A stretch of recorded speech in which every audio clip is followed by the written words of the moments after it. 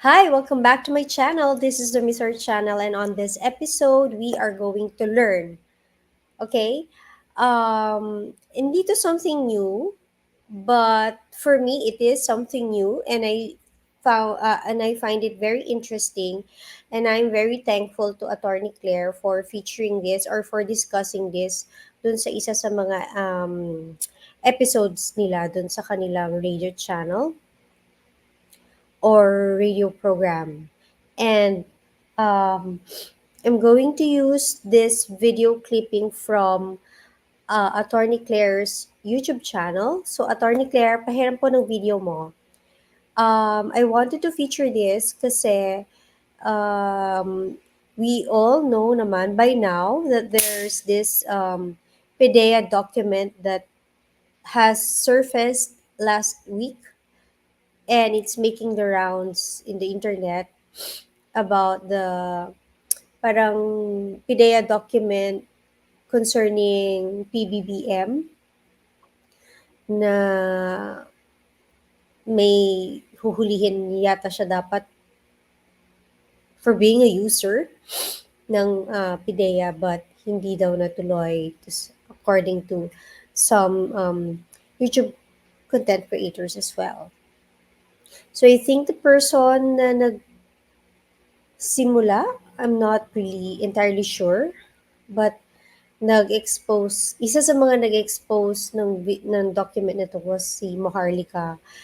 And according na rin to Attorney Claire, it surfaced like many days ago pa. And I've seen this, and last week na-mention na rin 'to or na-feature na rin 'to ni Attorney Libayan sa channel niya. And he said na parang medyo doubtful or hindi niya ma-validate yung authenticity ng document because it's missing one essential information, which is yung parang control number ng document. So I'm going to feature it here, and let's see. And I want you guys to also learn um, bakit of of the many videos or content creators na nag-feature ng document nito.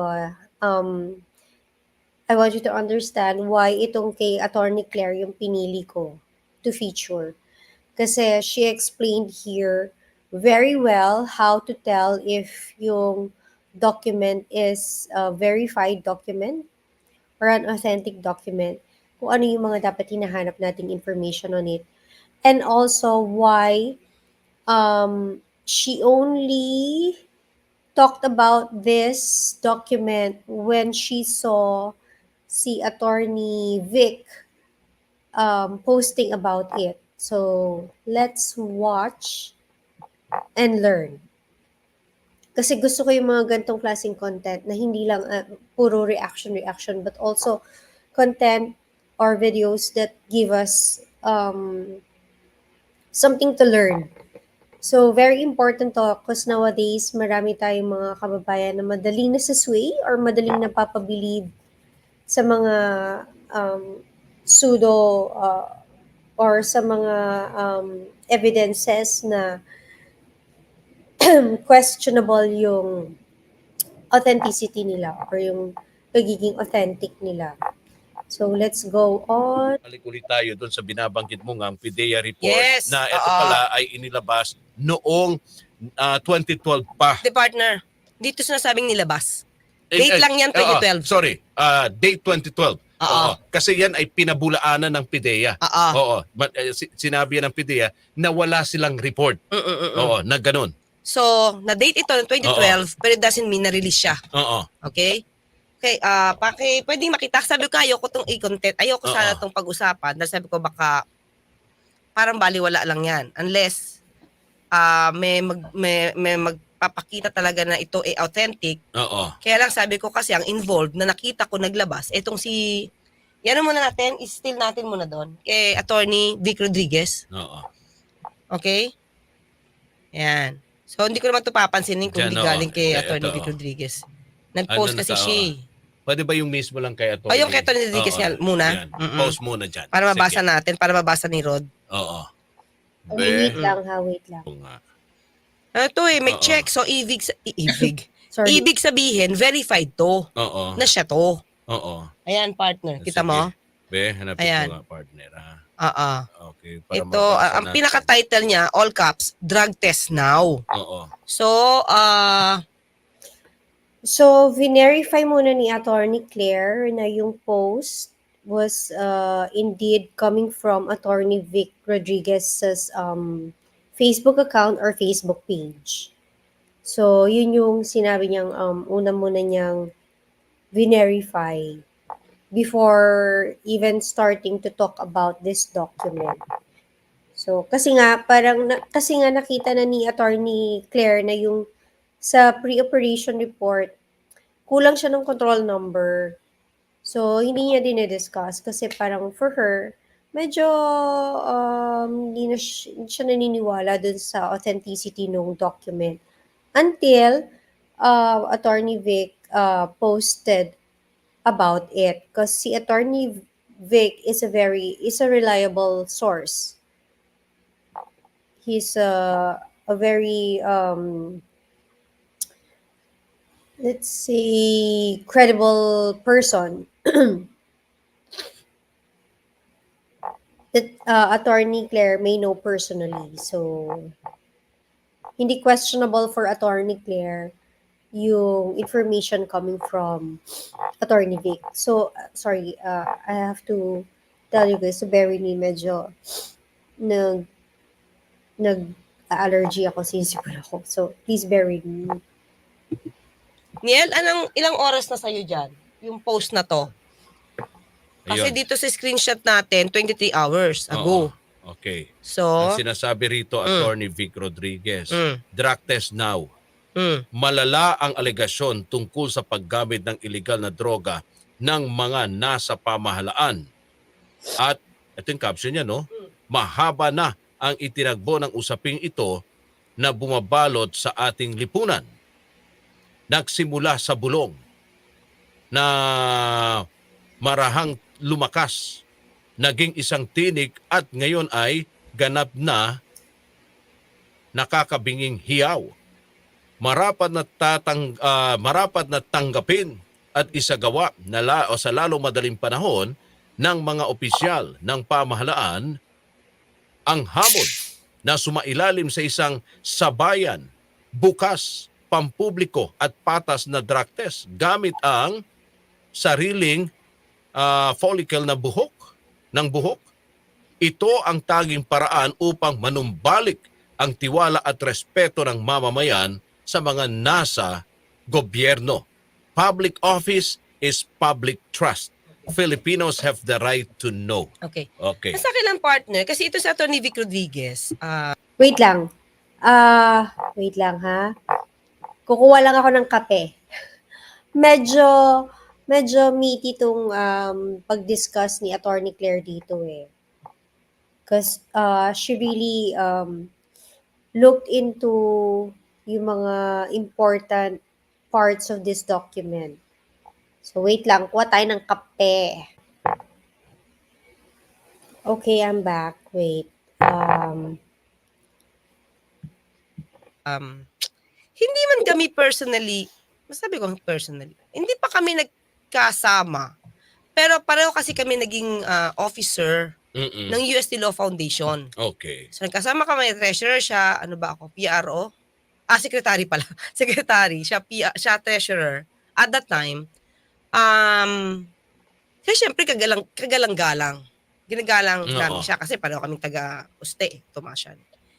Pero, kung isinama niya sa post niya, Niel, ulit, still mo nga, kung ito, pinost niya, kasama yung allegedly pre-operational report, no, ng PIDEA, at may pangalang Bongbong Marcos, ang nagtataka ako, bakit niya ito kinagat? Kasi kumakalat ito, pero walang, syempre hindi to verified. Diba? Hindi siya verified. Okay? So, kaya nagtataka ako, being a lawyer, tumasyan pa man din, bakit pa niya pinost? Tama ba? Teka lang, Niel. Niel, halika nga dito. Thank you. Niel, kasi hindi ko nabuksan yung Facebook ni ni Attorney Tony Vic. Vic. Kasama yung pre-operation doon sa caption niya. Ay, doon sa kanyang pinost. Oo. Sa iyo, partner, nakita mo? Oo. Yung nabasa mo? Etong... Meron din ba? Yung picture nung pre-operation report ng mula sa PIDEA? So, kita nyo, bine-verify maigi ni Attorney Claire yung contents nung post mismo ni Attorney Vic. Bine-verify niya maigi. Kasi importante for us, tayong mga Pilipino, na matutong mag-verify ng mga information na binibigay sa atin or nakukuha natin. So, sana ganito tayo, bilang mga usisera at usisera naman tayo, mga marites tayo, maganda yung pagdating sa mga gantong bagay, madetalyado talaga tayo mag-usisa.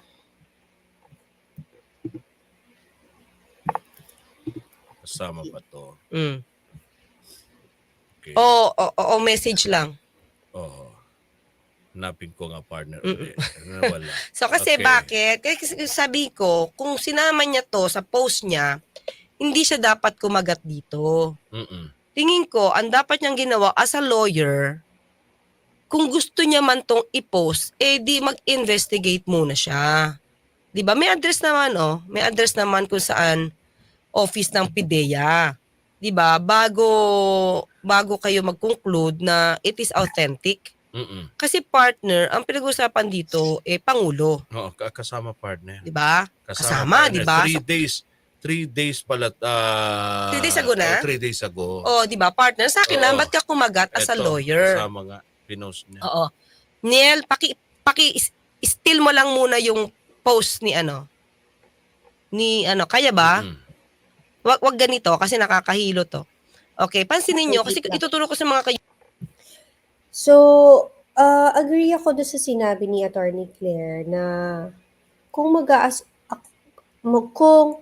may mag-aakusa man sa isang presidente ng isang bansa, they have to make sure na yung kung may ipapalabas silang mga ganitong klaseng mga documents as evidences, they have to make sure na authenticated, verified. Kasi, remember, if not, the president can always go back at you or get back at you. Kasi, di ba, you're smearing his image. O kung sino mang presidente yung nakaupo dyan, if may mga allegations na ganito, and hindi verified yung mga documents or information yun na ganyan, pwede kang balikan. Because that's like the most powerful person in the country, eh. So, serious allegations tong mga ganito, serious documents, serious evidences dapat yung mga nandyan. So, I don't know guys if kayo nafe-feel nyo, pero ako nafe-feel ko yung concern ni Attorney Claire dito with regards to this document. Yung concern niya sa validity nung document, nafe-feel ko. That's why this particular episode ni na Attorney Claire caught my attention very well. And that's why I thought na magandang pag-usapan to or i-feature to. UB kung paano itong magte-test eh. Kaya, okay. Ayan. Yung itaas mo na, Niel. Taas mo, Niel. Yung pinaka-confidential na report. Turo ko sa inyo mga ka-UB kasi para hindi kayo mabulagan dito. Okay? Tignan nyo mga ka-UB yung control number. Blanco, di ba? Blanco. So, ibig sabihin, Itong document na pinapakita on screen ngayon nila Attorney Claire is the document coming from sila Maharlika. Yan, si Attorney Vic. Yan yung nag-surface few days ago. So, as mentioned by Attorney Claire, tinuturo niya sa atin how to look into this kind of document and see na paano natin kahit tayo magkakaroon ng discerning view about this document. Kasi yung mga content creators very convincing yung the way they presented this document eh. Very convincing na mapapaniwala kang, may document, may katibayan against PBBM, ganyan. Not that I am for PBBM, I don't like him. And I don't like him to be the president of the country, but then nanalo siya, so respect is due to him. So I respect him and I support his administration. That the same way I supported yung si President Duterte. Ako kasi mga kayubi, humahawak ako ng drugs case. Mhm. 'Di ba? Pag may mga pre-operation, ito ipapakita ko sa inyo pero mas mapapalinaw ko. Ito meron dito ako ha. Wait lang nga. Yakpan ko rin. This is my Okay, sorry. Sorry, we keep cutting. Medyo... palinaw ko. Ito meron dito ako ha. Yakpan ko rin. This is my hawak ko ngayon tong kasong to. Mm-mm. Okay? Hawak ko to ngayon. Sige, paki-check mo. Tingnan niyo mga kayubi inspect niyo mabuti yung control number. Blanco 'yan. So, pakibigay yung sa akin. Annex A. Annex A ko. Makikita kasi dito partner kung totoong kung authentic. Annex A. Mhm. Okay? Yung pre-operation na report ng PNP, Rizal, para makita nila kung paano tumingin ng pre-operation na report para malaman nyo kung authentic siya. Diba? Hindi kasi ito pwede blanco-blanco lang.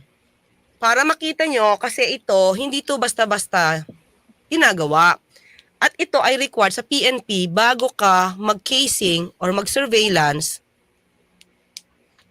kailangan na merong pre-operation na report na isasabit sa PIDEA. Oo. Pag PNP Mhm. pag PNP. So, gusto ko ipakita, ang tinakpan ko lang dito, partner, ipapakita natin yung name ng client ko. Mhm. Kasi, hinuli to partner, minor de edad. Naku. Minor de edad to eh. Kaya nga Oo. nag-aaral pa to, bigla na lang hinuli. Pero, hindi ko nababanggitin kasi pending case to. Mhm. Okay? Kita na? So, may pre-operation na report tayo. O sige, habang tinitignan nila mga kayubi. Ito ha, ito yung sample. Saan ba? Paano ba to? Wait. So, take note. Yung client dito ni Attorney Claire was a minor, did she mention? Was a minor. And imagine yung document na hawak ni Attorney Claire, kung gaano siya kakompleto, versus yung nilalabas nila na document which is intended for the president. Yung difference nila yung kay Attorney Claire, common tao lang yung hinuli doon versus itong nasa kabila na ang target was si President Bongbong Marcos. So, tingnan nyo yung information yung data na nilalaman at yung mga required details na kailangan versus the one that's for PBBM. Kita nyo? Ayan o. Ayan. Kita nyo? may Mhm. control number. Oo. Yan. Mhm. So pag may control number yan, partner, ibig sabihin, matitrace mo na yan kung anong activity nung magsasagawa ng operation. Okay. Okay? So karaniwan dito, partner, para ikaw ay magsagawa ng casing, it's either may natanggap ka na report mula sa isang confidential agent Mm. or mula siguro sa hanay ninyo na o doon may nagdodroga doon. 'Di ba? Or may nagbebenta ng droga. 'Di ba? So, kung walang control number, Oo. ayan. Tignan mo ha. Mga kayubi, nakita nyo sa taas, control number yan. May number siya, di ba? So, tapos nakapirma yung team leader, Mhm. iakyat nyo pa ng konti. Okay, may team leader dyan. So, tapos makikita mo kung sino yung mga involved na police na magsasagawa Ng operation. ng operation. Mhm. Okay? So, kaya nagtataka ako bakit pinatulan ito ni Atty. Vic Rodriguez walang control number. Na hindi mo abogado din. Na At abogado na siya. humahawag din siya ng mga ganong klaseng I doubt. kaso. Parang Hindi, company hindi. siya. Hindi ko alam Okay. kung trial lawyer si Oo. Atty. Vic ha. No. Okay. Pero siguro lahat naman partner ng kagaya ng mga abogado ay alam. Hindi. Hindi. Yung Pag proseso. hindi sanay Baka humawak sa mga mga drugs drugs case, hindi sila magiging familiar. Okay. Okay? So, yan ha. Ngayon, partner, Sabi ni Attorney Claire, if hindi sila familiar humawak ng mga drugs case, hindi sila magiging familiar with that particular information. But then, if you are a lawyer, yung mga ganitong first information pa lang, ano yan eh, parang pertinent details yan eh. As a lawyer, yan yung unang-una mong mapapansin na mapapatanong ka. If, let's say, if pakitaan ka ng isang document na sinasabing ito yung ebidensya ko, tapos nakita mong blankong ganun. I think, if you're a very, very good lawyer, yun yung unang-una mong tatanungin. Bakit wala yun? Bakit blanco yun? Diba? Okay? Let's move on. tignan natin, sige, yung Annex B ko. Yung Annex B, yung coordination form. Okay, partner. Pagkatapos kasi mga kayubi ng pre-operation report, ibig sabihin yan, iaano yan ng team leader. Mm-mm. Sasang-ayunan yan. Oo. Pag sinang-ayunan yan, syempre, gagawa na kayo ng ibang mga, magkikasing na kayo. So, surveillance nyo to. Mhm. So, bago kayo mag-casing partner, ang PNP, ipapaalam pa rin yan sa PIDEA. Diba? So, sa coordination form natin, makikita mo kung anong type of operation ang gagawin. So, saka may oras to. Ano yung araw, ano yung oras na i-ooperate nila. Okay?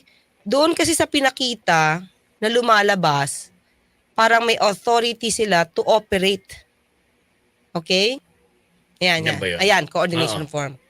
Pansinin nyo, nandun pa rin mga kayubi yung control number. Yung kaninang control number na pinakita ko sa inyo, it's the same. Mhm. Kasi para, alam mo yon, alam mo kung saan ka patungo, alam mo yung, identified mo Mm-mm. yung activity nyo at sino yung tinatarget ninyo. Mhm. So, diyan, mapapansin nyo, ang nakakross, yung casing. Diba? Casing. Bypass pala, bypass. So, doon din, pansinin nyo din dito, may pangalan ng number ng officers.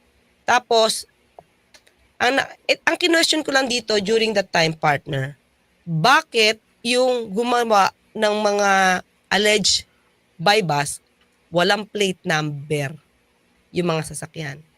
Kaya nakamark yan sa akin kasi nagko-cross ako at that time. Okay? So, yan ang supposed na dapat gagawin after ng pre-operation report. So, kapag katapos niyan, partner, siguro, Mm-mm. maliban dyan, may certificate of coordination. Diba? Yung pangatlo, yan. Okay? So, hindi ito basta-basta ginagawa, partner. Kasi may mga oras din ito na makikita mo kung kailan tinanggap Mm-mm. ng PIDEA. Okay? So, okay, nakita na? Certificate of Coordination. Okay? So makikita niyo dito, maliban dito partner. Pag nagsasagawa ka nito, may spot report ito, may post-operation report pa rin ito kung totoong nangyari. So ito maliban doon sa pinakita ko, may certificate of coordination pa rin dyan, partner. Makikita, nandun pa rin yung control number, tapos makikita kung anong team, makikita kung anong operation, type of operation ay lalagay. Tapos ito, mga nakapirma from the PIDEA din, partner. Ayan. So yan, pinapakita ko sa inyo yung mga legit na mga dokumento na ginagamit sa court. Okay. Now, balik tayo ulit. Balik tayo niya doon sa mga pinakita natin. Still natin Ayan yung pre-operation report na pinakita, partner, kay Attorney Vic Rodriguez, walang control number. Una. Pangalawa, ang nakalagay lang dyan, pinakita nila, parang Bongbong Marcos alias Bongget. Diba? So, are you sure na yung Bongbong Marcos na nilalagay dyan is Si si Pangulong si PBBM. si PBBM. And this Okay, I have a question here. Kasi, yung tinakpan nila dyan is a different person, no? Kaya nila tinakpan. Kasi may kama dito. After yung gray blank area. And then yung name ni Bongbong Marcos. So, I have the same question as Attorney Claire. Kasi nung una kong nakita to, I thought, baka yung doon sa blank space, nandun yung Ferdinand Marcos Jr., ganyan. Tapos yung alias niya, which is Bongbong Marcos. Pero yun na pala yun. Kasi parang tatlong tao. So yung the blank one, yung niredact the Bongbong Marcos name with the alias and some unidentified male and female. So, parang tatlo siya. So, okay. Mali ako. Pero then, kasi nakalagay dito, no alias. So, i-explain din ni attorney yon later on. that is 2012, partner. Okay? Now, kaya bang steal itong ito. Yan. Steal natin. Ayan, di ba? Walang control number. Sunod. Yung susunod, meron pa dito Yung susunod, Niel. Yan, di ba? May authority to operate. Tingnan nyo, wala pa rin siyang control number. Di ba? Pero ang nakalagay dyan, Bongbong Marcos. So, di natin alam kung ito ginawa lang to justify Yung the allegation. the pulveron issue. Di ba? So kung nagkaroon sila ng casing, ito may surveillance sila casing, after that, kung nag-i-exist talaga to, ano na yung sumunod na aksyon? Di ba? Kasi natandaan mo, sabi nila, yung huli, yung panghuli na, ang iso-surveillance nila, partner, ay isang kondo. Ayan, sa Makati. Ang tanong natin, makaka-surveillance ba kayo sa loob ng kondo? May admin yun. Sa admin, hindi ka pwede basta makakapasok. Okay. Paano ka makakapag-surveillance kung nasa loob ng kondo to? Diba? So, yun lang yung mga questions natin. Ngayon, so, kung totoo man to, diba? Ano ang nangyari? Okay. Bakit walang follow-up? Kasi supposed to be, may mga follow-up yan hanggang sa makasuhan. Diba? So, walang coordination number, walang control number, walang follow-up, totoo ba to? Diba? Yun lang yung tanong natin Pero sa mga ganitong klase, partner, sorry, interrupt kita. Sa mga, sabi mo nga, ang nakalagay lang ay bongbong. Pero kadalasan ba sa ganitong klaseng mga partner report? Wait lang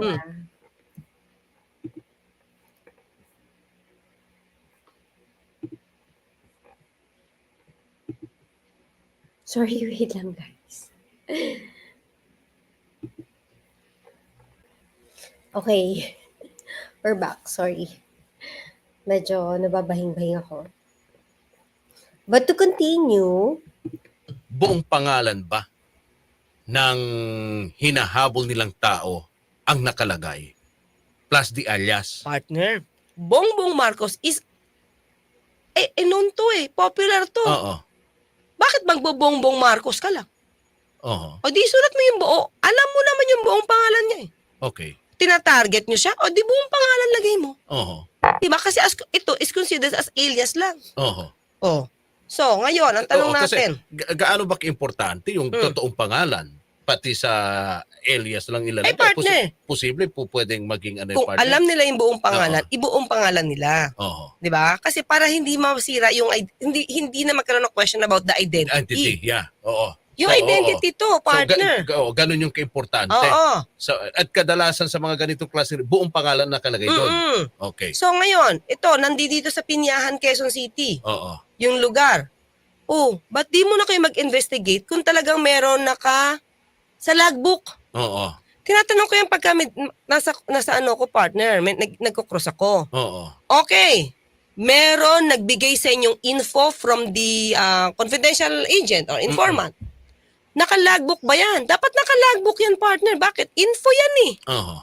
Diba? Oh, tingin ko dapat sa mga nagpapalabas na to, para paniwalaan namin kayo, di naman namin sinasabing totally Mhm. sinungaling kayo. Pero sa panahon, sa mga issue na ganito na hindi nyo pa napapakita na maayos yung mga papel nyo, puntahan nyo itong Pinyan, Quezon City, Nia Northside Road, NGC, Barangay Pinyan, Quezon City, na PIDEA. Hanapin nyo yung record nito kung totoong meron. Ang di ba? Can you sense yung seriousness ng sinasabi ni Attorney Claire dito? Kasi ang target mo is a known personality. And to expose something like this, given yung position niya right now, this is very important, very critical, and very sensitive. And for PIDEA not to have yung information na nandyan is really, really very questionable. Kasi, huwag kayo magsabi ng hindi nyo nilagay yung complete name because of some data privacy, eme. Your PIDEA, kailangan accurate and exact yung mga names na nilalagay nyo sa mga documentations. Kasi, humuhuli kayo ng mga tao may mga allegations So, hindi pwedeng pamalay-malay dyan, especially when it comes to names. problema nito, matitrace ba nila walang control number? Ayun lang. Diba? Oo. Matitrace nyo ba? Oh. Saka at that time, Attorney Vic Rodriguez, di ba? 2012, mukhang close pa kayo ni PBBM dito. Mm-mm. Oh. Wala ka bang alam dito? O may alam ka kaya ka nagpapadrug test? Di ba? Pero, partner, during the campaign, pinasinungalingan niya to. Oo. Spokesperson siya ni Exactly. PBBM. Oo. Oh, ano sino ngayon ang sinungaling? Well, Mase at Jovi, wala Wait lang di ba? Big question. That's a very, very, very big question. With regards to this information, this document, and pinost ni Attorney Vic Rodriguez pa, medyo, I think, dapat mapaisip ka talaga Ayan, nililay down na ni Attorney Claire yung mga possible answers sa mga possible questions na meron ka dyan naiisip right now. na kaming magagawa sa mga taong may talagang buod sa puso at wala rin ako magagawa na kahit anong paliwanag doon sa mga taong ayaw mapaliwanagan, hindi ko na rin maaaring ipaunawa sa mga taong sadyang ayaw umunawa. So kung ano po yung isinabit namin sa PIDEA, kung ano yung aking ibinigay sa NBI, kung ano yung aming ibinigay sa opisina, sa tanggapan ng punong hepe ng Philippine National Police, yung drug result ni Bongbong Marcos, yan na lang ho ang aming paninindigan. Okay, hirit ako ng isa pa mas Go. tungkol dyan sa issue na yan, Atty. Vic. Kung bigla daw magkaroon, although hindi naman to sinasabi ng COMELEC na dapat mangyari dahil wala talaga to sa batas, random at surprise ay willing daw po ba ang inyong principal na sumailalim? These are all speculation Mm. meant to debase or binabanata nila yung naging resulta nung drug test ni Bongbong Marcos. The drug test, the standard is there. Yun ang sinunod namin. In fact, si Bongbong Marcos ang kauna-unahang nag-drug testing. Hindi naman namin alam na aabot sa puntong ganito magiging issue pala dahil nga nagpa-renew siya nung kanyang permit to carry firearm outside of residence. Okay. So as early as November 10, meron nang isinagawang test ang PNP Crime Laboratory. Sinigundahan na lang namin ito nung si Bongbong Marcos ay nagpa-test ulit noong isang araw dahil nga para maging inclusive na hindi lamang ipakita na negative siya sa shabu, hindi lamang negative sa marijuana, kundi pati dito sa mainit na pinag-uusapan na cocaine. So lahat yan, yung tatlong illegal substance na yan, prohibited substance na yan, ay nag-negative ang resulta ni Bongbong Marcos. Para sa amin, nagawa na namin yung dapat gawin ni Bongbong Marcos at tapos na ang issue yan. Kung may alam ka dito, totoo to, sana hindi ka na lang sumagot. Diba? Tapos ngayon na hindi kayo close, So, saka mo to ilalabas. Tapos, kulang-kulang pa. Diba? Itong sa atin na pinakita ko sa inyo, ito 2021 partner, talaga may control number yan. aha. Makikita mo. Oh, ito nga partner. Ito may control number na to mga kayubi ha. Kino-question ko pa yung operation dito. Mhm. O, lalo na kung wala pang control number. Mas mas questionable. na Mas siya. questionable. Di ba? Kaya nga sabi ko, sana lang, kung public records naman to, kung papayagan kayo, total, kayo naman ay known na matatawag bang politician si Atty. Vic? Hindi naman eh. Hindi. Pero known naman kayo for the truth. Giving truth, spreading truth, di ba? O baka pagbigyan kayo nung pideya na sa Pinyahan, Quezon City. O di hingi ka ng ano. Kung totoong meron na nasa logbook at naka-record yan, the problem, dininay. Ng pideya, it's fake. Oh. Kasi kung may control number yan, Atty. Vic, saka doon sa mga nagpapakalat nito, kung may control number yan, it is impossible to deny the existence kasi may control number. Tama nga naman, di ba? Di ba mga kapwa ko mamamayan?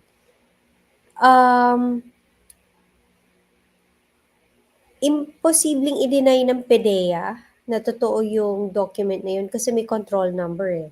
Mache-check at mache-check nila, mave-verify at mave-verify nila. Pag nirun nila yung number na yun sa system nila or hinanap nila, let's say, sa logbook nila or sa files nila, yung case number, yung control number na yon at lumabas nga na yan yung document na yon, then they can verify na hindi fake yung document. But then, wala eh. They denied yung validity nung document na to. And meron pang isang point na sasabihin si Attorney Claire na in case there's a control number, Unless, mamemeki rin kayo ng number, tapos yung number pala na yung partner, sa ibang transaction na Eh, di ba, mas operation na kalagay. mas lalo na.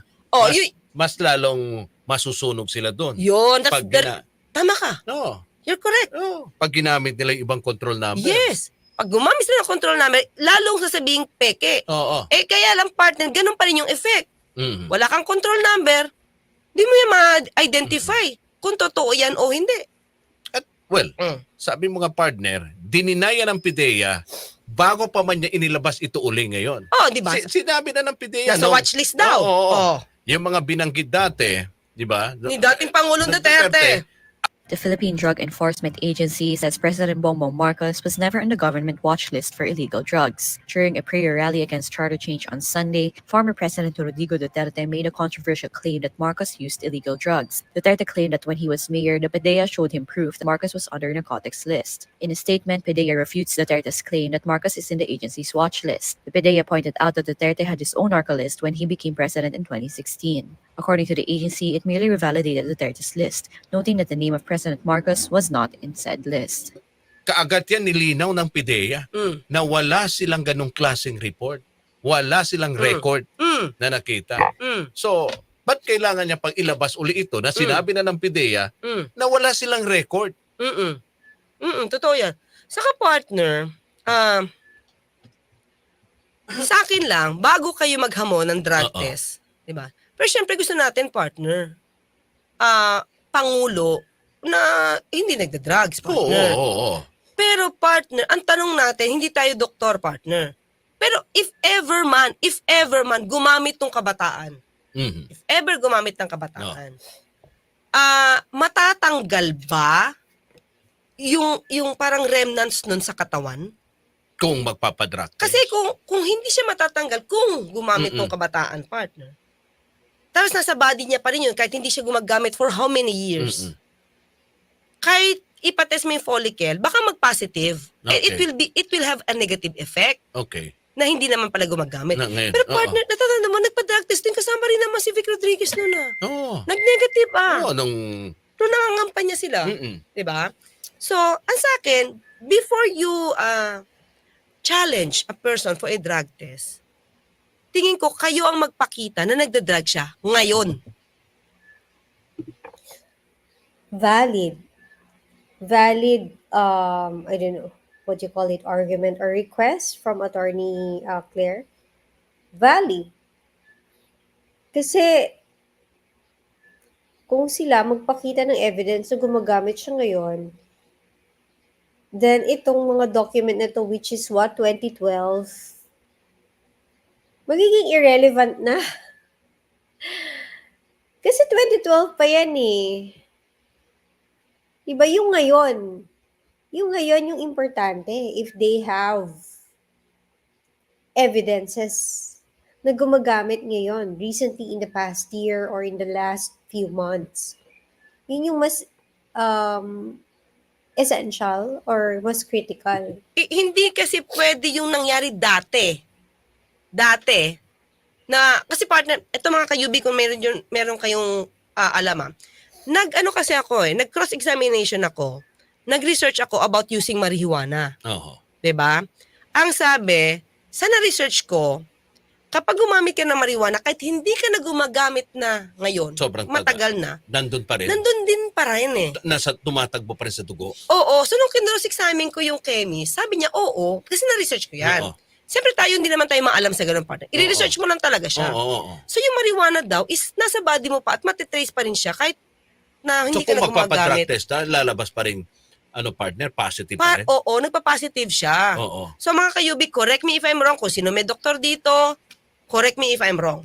Diba? Pero kasi yung na-cross ko at yun yung na ano ko. So di ko alam kung gumamit man ng, ang tawag doon partner, pulveron, cocaine. Oo. Kung gumamit man ng cocaine ng matagal na, kung matitrace pa rin sa hair follicle. Mm-mm. Kung matitrace at gumamit siya noon, unfair nga. Oo. Unfair ngayon na mag-positive. Kasi noon pa pala nagawa. Oo. So, yun lang yun sa akin. So, ngayon, ang sa akin, this is 2012. Kung ngayon na presidente siya, kasi kung 2012, nag-cocaine siya, party, wala man tayo magagawa doon. Hindi pa naman siya natin presidente. Correct. Kung ngayon na nagko-cocaine, nagpapulburon, ngayon na presidente siya, it would be a different issue. Siyempre, ayaw natin ng ganon. Oo. Pero how can you prove with this 2012 na operation report na ginawa niya ito ngayon? Oo. Diba? Huwag niyong gawin yung 2012. Ilang taon na nakaraan, partner? Diba? 2012, 10 years, almost 12 years. Oh. Paano niyo pa magagamit yan to pin down the president? Dapat, sana lang sa akin, partner. At we will welcome, tayo sa program natin, we welcome natin yung ebidensya nyo and we will discuss that. But, Kung totoo na ngayon ay talagang gumagamit si Pangulo. Pero kung hindi gumagamit, huwag niyong ipasok ito. Diba? sabi ni Master Pogi, hair follicle is accurate only up to 4 months. Oh. But some test something like 6 months. Okay. Oo. So, hindi na rin. Hindi na rin. Oh. Kaya nga, bakit nyo hahamuni magpa-drug test ko? Ito, 2012 pa. Mm-mm. Sa akin, i-prove nyo muna, partner. Diba? tatanggapin naman ng mga Pilipino yan eh. Kapag nakapag-prove kayo with authenticated documents and evidence partner, tatanggapin naman natin yan eh.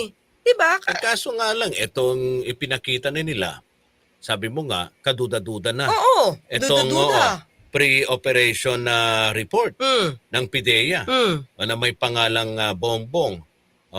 Dahil walang control number. Wala. Pwede ba yung ganong klaseng report? Hindi Oo. yan pwede. At bukod dyan, partner,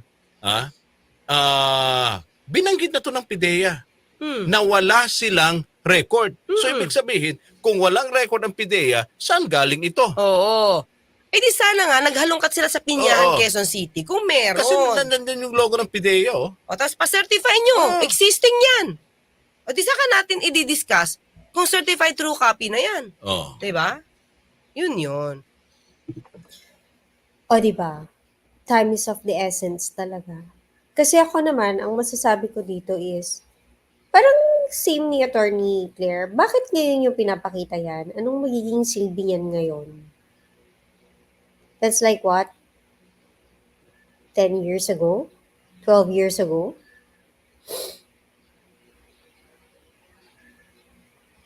Hindi pa siya hindi siya presidente that time. Ngayon, presidente na siya. Siguro mas kagimbal-gimbal yung, or mas kakaiba yung impact ng document or evidence na maipakikita nyo kung nangyayari yung allegations nyo ngayong presidente siya. Kasi ayaw naman ng majority na, di ba, nagda-drugs yung president natin. So, yun din yung naisip ko dito eh. With this coming from people na napapanood-panood ko or nadidinig-dinig ko sa mga ibang tao na supposedly mga pinangakuan ng posisyon sa gobyerno once manalo si PBBM. But then, nung nanalo na siya, medyo hindi tinupad or hindi natupad yung mga promises sa kanila. And so now, they are all coming up with all of these allegations and hindi mo masabi kung totoong evidences. So, bakit? Ba't ngayon nyo palang pinalalabas? Diba? I mean, that somehow tells what kind of people these people are, itong mga nagpapalabas nitong mga ganitong document. Kind of tells us what kind of people you guys are. Medyo parang questionable yung inyong intentions and yung inyong characters. For me, that's my opinion. So, let's continue. Kaya nga sabi ko nga, ayoko nga sana ito i-discuss. Kaya lang, si Atty. Vic Rodriguez eh. Kinagat eh. Kaya tuloy na-discuss ko eh. O, ayan, direct. Oo. Na-discuss ko tuloy. Ako, partner, unfair naman yan para sa ating Pangulo. Mm, Okay? mm, Ng ating Pangulo ngayon, sobrang busy. mm. Lalo ngayon, kakausapin niya yung Japan at Estados Unidos. Magkakaroon Trilateral meeting. trilateral. Bukod sa ekonomiya ang pag-uusapan, itong usapin ng West Philippine Sea. Mm.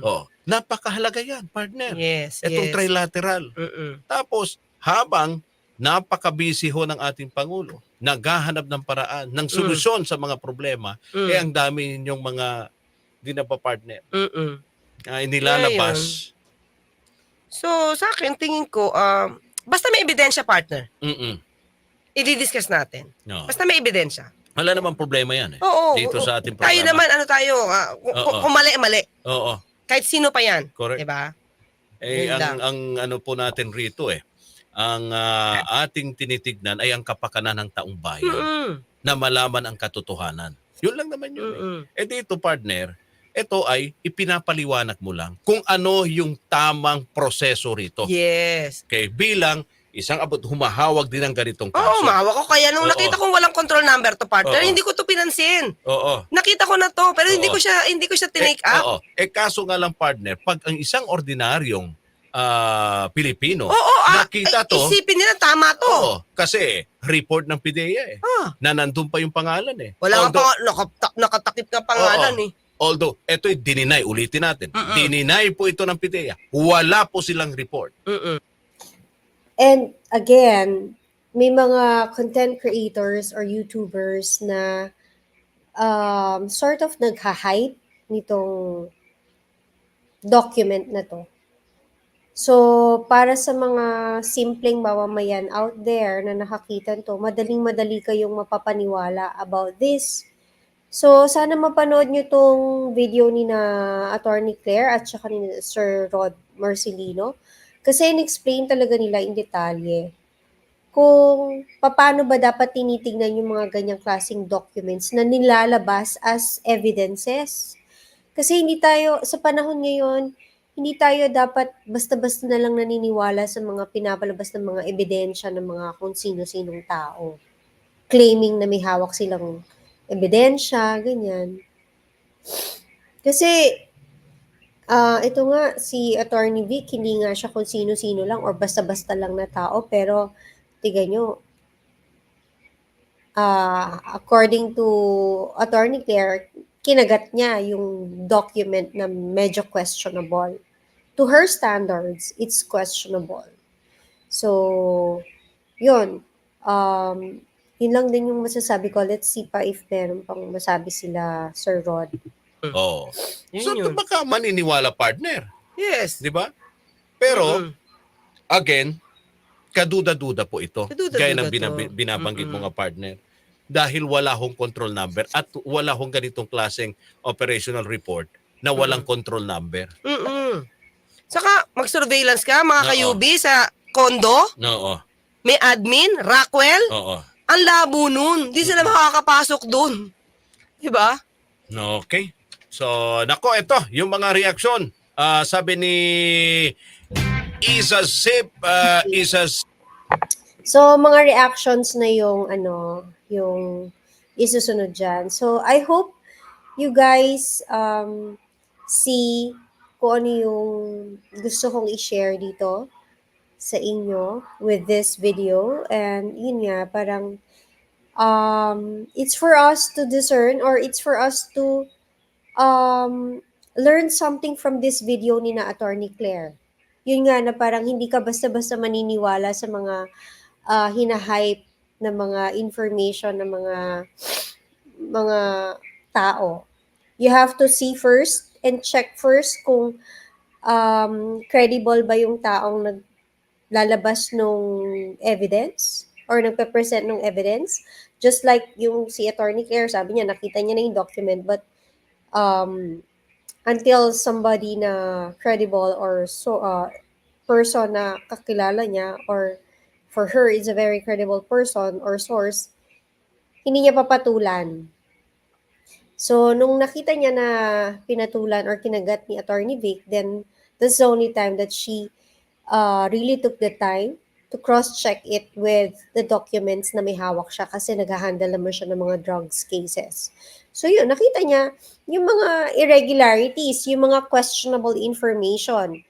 So sana tayo as mga mamamayan, simpleng mamamayan or maarteng mamamayan na kagaya ko, let's be like this. Yung hindi tayo basta-basta magre-react, hindi tayo basta-basta magpapadala sa mga ganitong ebidensya. Matuto tayong sumuri ng mga impormasyon na binibigay sa atin or pinapakita sa atin. Kasi doon natin malalaman kung ginugoyo ba tayo or pinapaandaran lang tayo ng mga tao na inaakala natin ay trustworthy pero baka hindi naman pala. So, magandang mapanood natin yung mga ganitong klaseng videos na ginagawa sa YouTube din. So, I guess that's all I can share right now. Thank you for watching if you've reached this point. Again, feel free to comment anything dun sa comment section. It's a free wall for you. And thank you for watching. Have a good life. I hope you learned something new today or something new from this video, and smile always. Bye bye.